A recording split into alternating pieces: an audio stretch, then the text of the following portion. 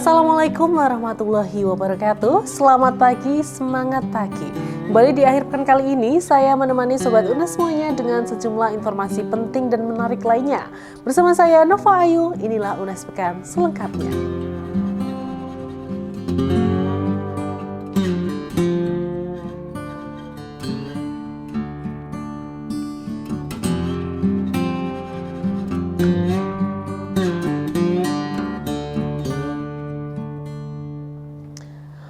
Mencegah kekerasan seksual di lingkungan kampus, UNES gelar uji publik seleksi satuan tugas penanganan kekerasan seksual. Sebanyak 7 orang dari unsur dosen, pendik maupun mahasiswa nantinya akan dipilih dan bekerja hingga 2024. Bertempat di gedung rektorat, 10 calon anggota panitia ini merupakan individu yang terpilih dan memiliki integritas tinggi. Uji publik ini merupakan komitmen UNES untuk menjalankan Peraturan Menteri Pendidikan Nomor 30 Tahun 2021 tentang pencegahan dan penanganan kekerasan seksual di lingkungan perguruan tinggi. Setelah uji publik selesai, para calon akan dipilih dan diresmikan sebagai panitia seleksi tetap.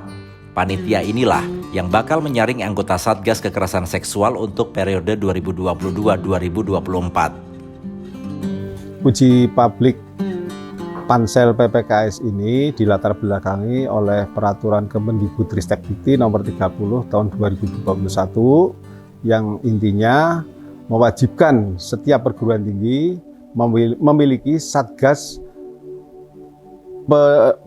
pencegahan dan penanganan kekerasan seksual. Dalam hal ini sesuai ketentuan itu dari setiap perguruan tinggi mengirimkan nama-nama calon pansel ke Kemendikbudristek, setelah itu diadakan pelatihan, setelah itu telah terseleksi 10 calon pansel UNES. Kemudian sesuai ketentuan 10 pansel tadi harus melalui uji publik. UNES sebagai garda depan penjaga norma dan tata nilai. UNES memiliki komitmen yang tegas dalam menangani kekerasan seksualitas di lingkungan kampus. Hal tersebut bertujuan agar suasana akademik di kampus UNES tetap nyaman dan aman bagi mahasiswa, sehingga dapat berkembang dengan penuh prestasi. Muhammad Fauzan, UNES TV melaporkan. Kita ke informasi selanjutnya, meningkatkan kualitas perguruan tinggi. Universitas Negeri Semarang menggelar rapat kerja pimpinan. Dijadwalkan selama 3 hari, rapat kerja kali ini menghadirkan Direktur Sumber Daya Kemendikbudristek, Dr. Muhammad Sofwan Effendi. Diikuti oleh seluruh pimpinan, Rektor UNES Profesor Dr. Faturrahman M. Hum dalam arahannya menyampaikan, guna menyongsong UNES menjadi perguruan tinggi Badan Hukum tahun 2022, kompetensi sumber daya harus ditingkatkan, sebagian wujud kemajuan UNES sebagai world class university. Untuk mewujudkan hal tersebut, Profesor Faturrahman mengatakan, UNES memacu ekosistem Merdeka Belajar Kampus Merdeka sebagai bagian dari komitmen UNES mensukseskan Indonesia Emas.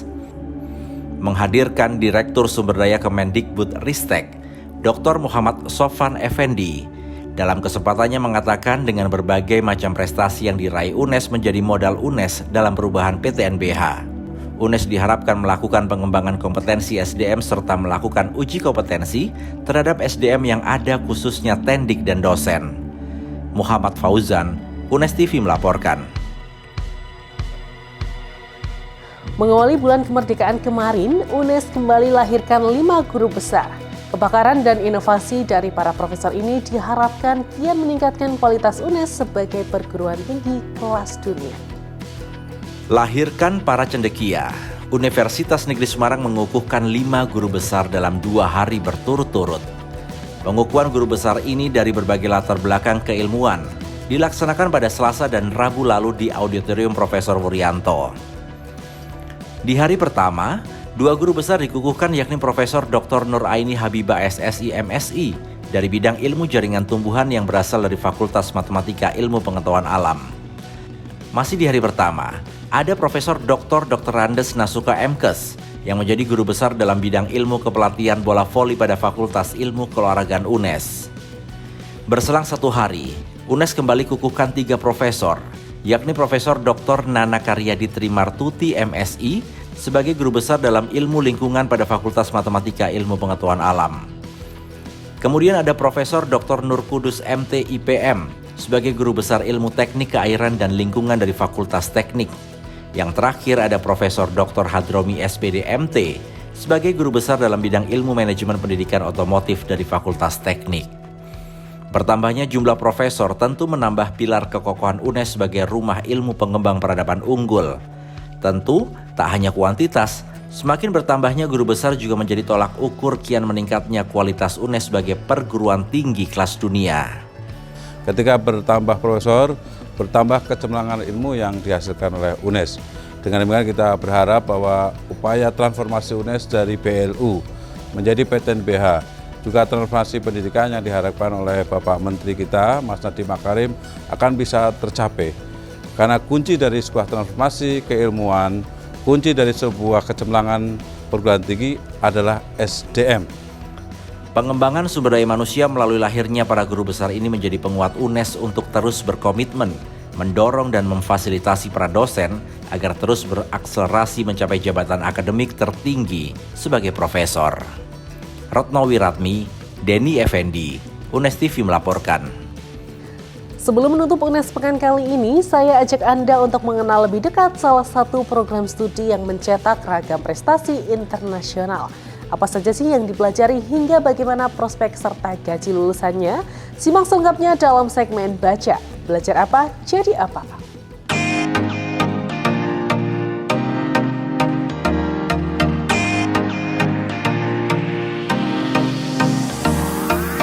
Program studi yang satu ini identik dengan mahasiswa prianya yang lebih banyak dibandingkan dengan mahasiswa wanitanya. Jawabannya adalah program studi teknik mesin. Nah, Berli sekarang ini mau tanya-tanya nih, bagaimana sih, apa saja sih yang mereka pelajari dari program studi teknik mesin? Lalu jenjang karirnya apa saja yang mereka dapatkan nantinya setelah lulus dari program studi teknik mesin? Selengkapnya di Baja, belajar apa, jadi apa?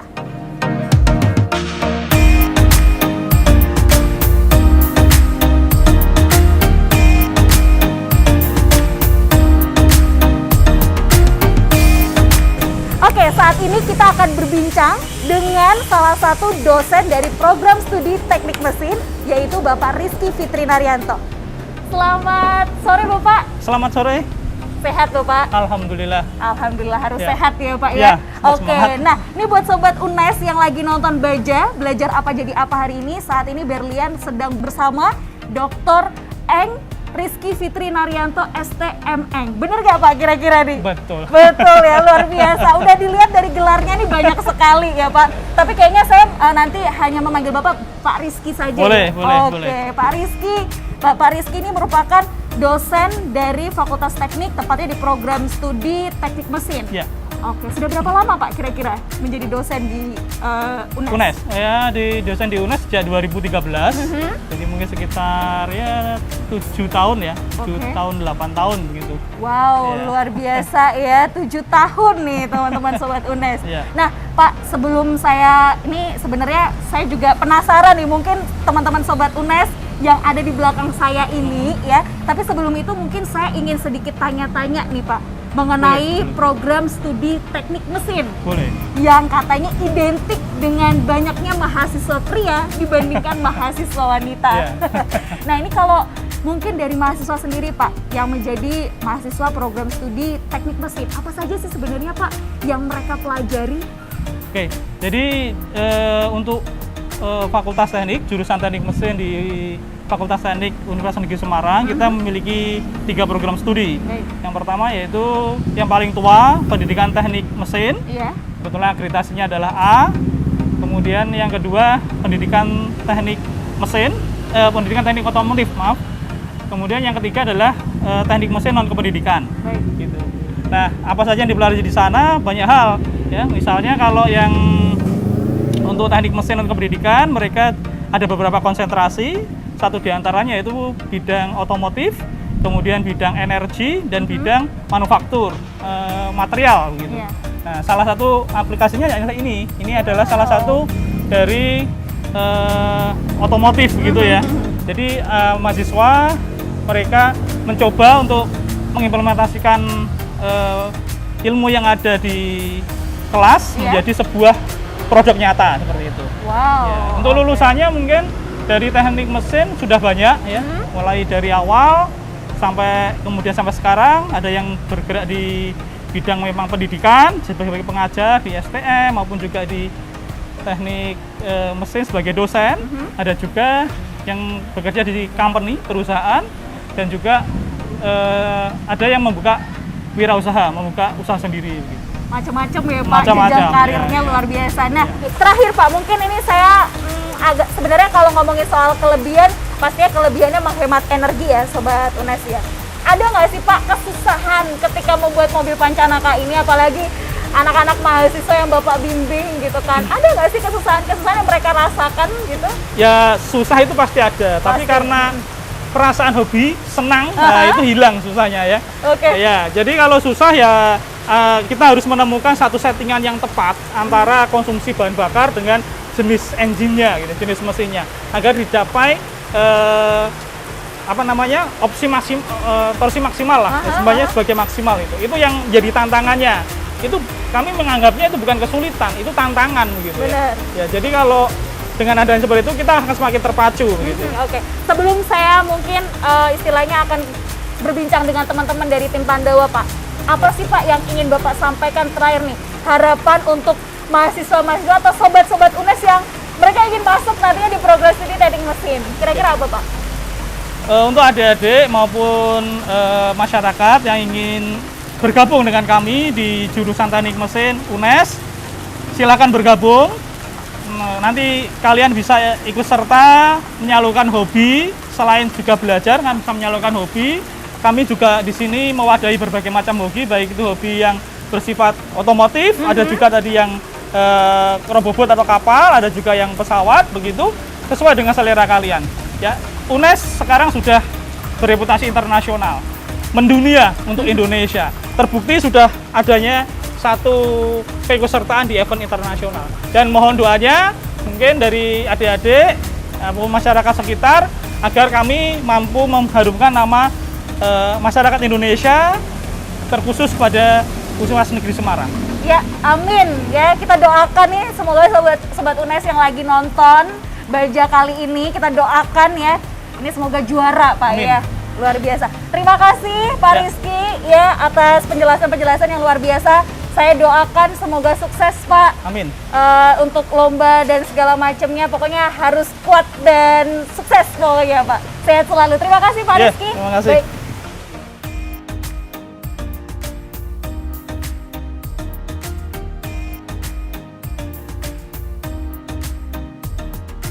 Saat ini saya sedang bersama dengan Mas Yusuf, ya, salah satu mahasiswa dari program studi teknik mesin. Bagaimana kabarnya Mas Yusuf? Alhamdulillah.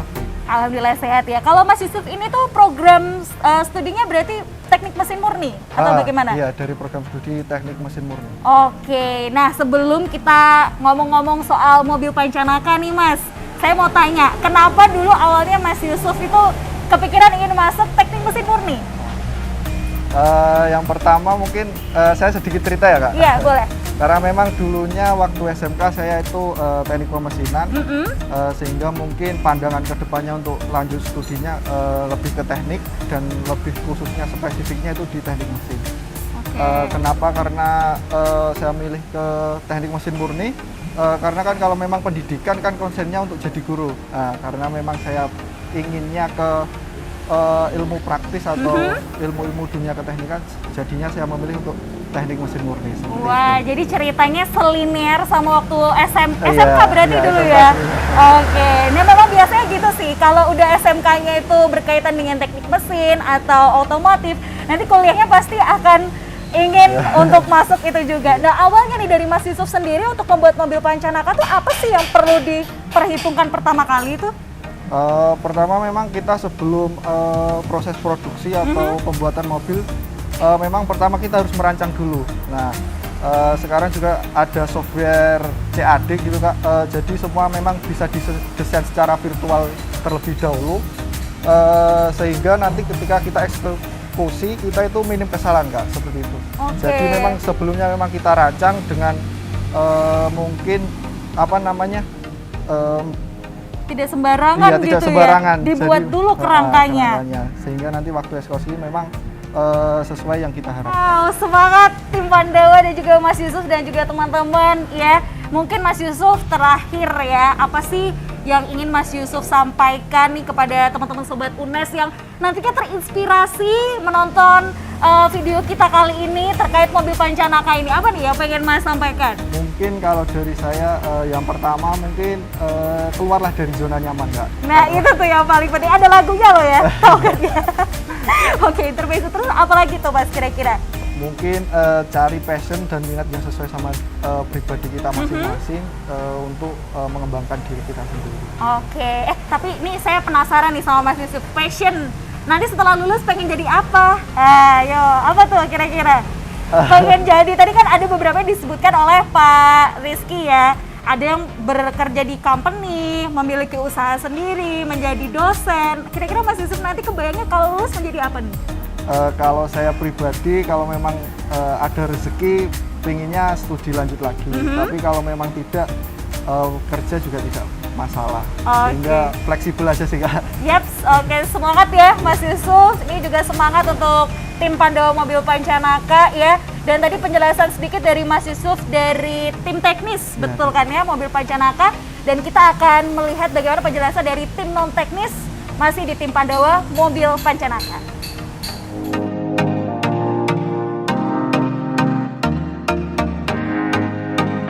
Kalau tadi ada tim teknis dari tim Pandawa dengan menghasilkan salah satu prestasi yang luar biasa dari Universitas Negeri Semarang, yaitu mobil Pancanaka.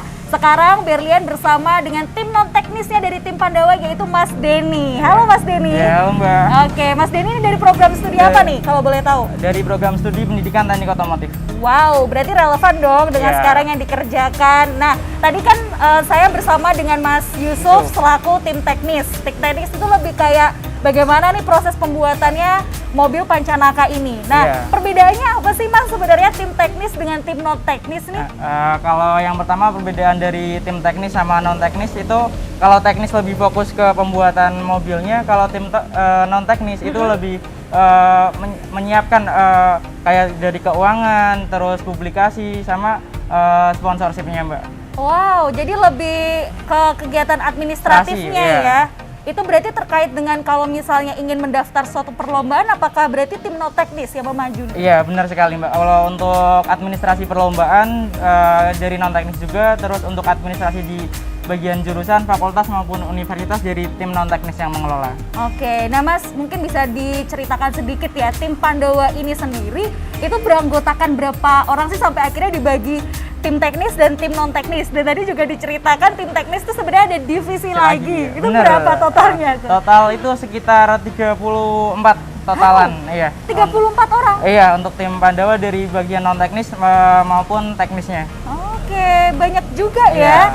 Saya pikir tuh kalau tim Pandawa itu tuh mungkin kurang lebih yang biasanya maju itu kan hanya 3 orang dan segala macam. Itu ternyata tidak ya? Tidak, karena memang untuk membuat mobil maupun untuk menjalankan sebuah organisasi yang mana ini adalah Pandawa, itu memang sangat kompleks Mbak. Jadi kita membutuhkan SDM yang lebih banyak juga.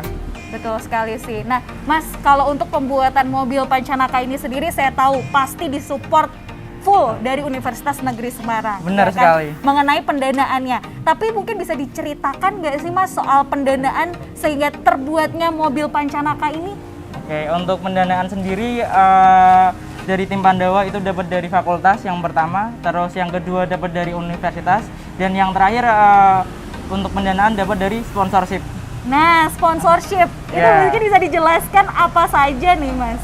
Untuk sponsorshipnya yang dari Pandawa itu ada PLN, terus ada Trans Semarang, terus ada juga dari beberapa pemerintah kota maupun kabupaten dari masing-masing anggota Pandawa. Seperti itu Mbak. Dan masih banyak lagi sih sebenarnya. Nah, terus ini penasaran juga ya pastinya tim Sobat UNES gitu loh. Pendanaan dari UNES dapat dari luar juga dapat gitu kan ya. Tapi kalau untuk sponsorship sendiri itu sebenarnya dari pihak, karena kan ini sebuah prestasi nih. Iya. Apakah dari pihak luar yang melihat itu suatu hal yang luar biasa, akhirnya mereka oke, saya mau sponsor nih, atau dari tim non teknis nih yang bekerja nih? Sebenarnya dari tim non teknis yang bekerja. Yang pertama memang dari pihak sponsor sendiri menilai bahwasannya kompetisi yang diikuti oleh tim Pandawa ini kan yang pertama ada kompetisi skala nasional, yang mana nantinya satu Indonesia tahu. Yang kedua kompetisi yang diikuti adalah skala internasional, yang mana akan membawa brand ataupun nama dari produk sponsor tersebut ke internasional, seperti itu Mbak. Untuk yang menarik dari kenapa mereka mau mensponsori tim Pandawa.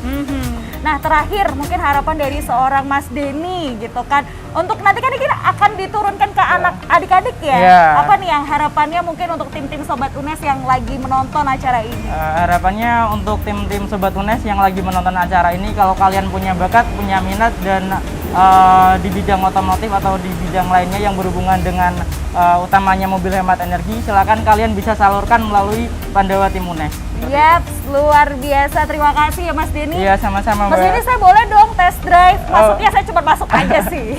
Silakan Mbak, boleh. Gimana caranya? Lewat sini ya sebentar. Oh, lewat sini. Oke, kita coba ya dulu ya.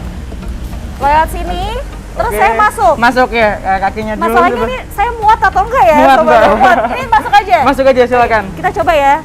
Pertama nih masuk. Iya, duduk dulu. Terus ini gimana kaki? Kakinya langsung masuk ke sana. Oh, langsung masuk. Iya. Aduh, ribet. Oke. Nah, masuk.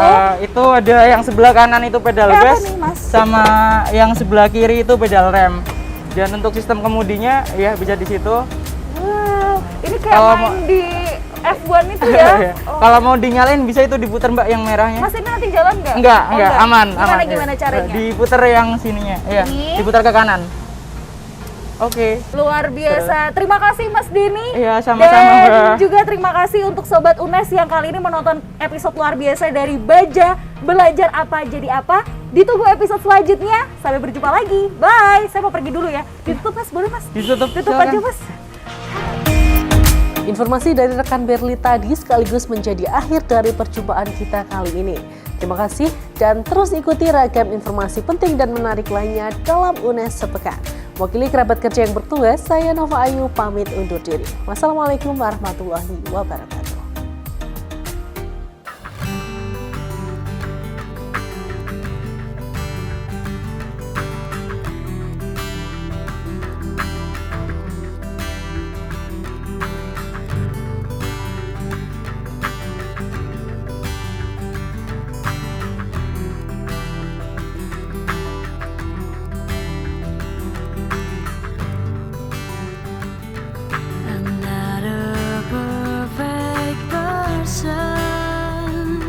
There's many things I wish I didn't do, but I continue learning. I never meant to do those things to you, and so I have to say before I go that I just want you to know I found the reason for me to change who I used to be, a reason to start over new, and a reason is you. I'm sorry that I hurt you. It's something I must live with every day,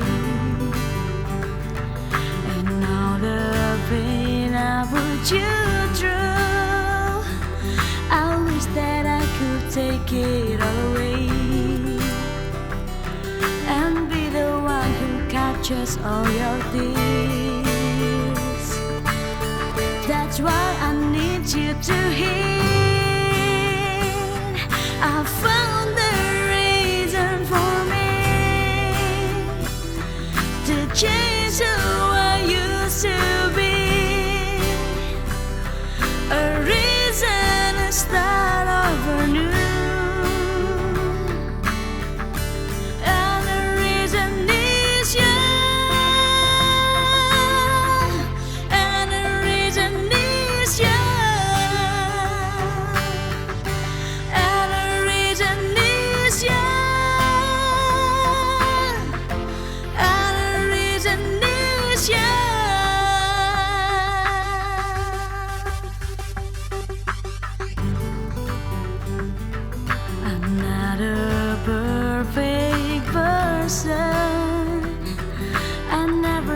to do those things to you. And so I have to say before I go, that's why I need you to know I found the reason for me to change who I used to be.